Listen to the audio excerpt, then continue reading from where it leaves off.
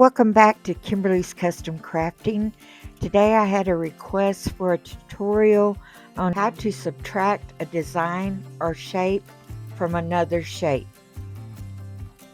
First, have your shape and whatever design that you're wanting to have subtracted. Choose engrave for the shape so that it's a solid color. You can change the color to whatever you want, it doesn't really matter.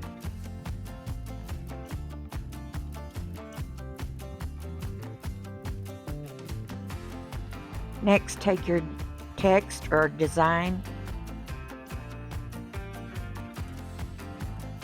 You need to switch to engrave for this also.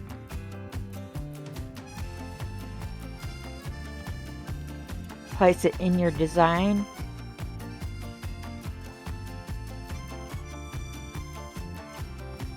Then you need to select it all. And then go to the top and click subtract.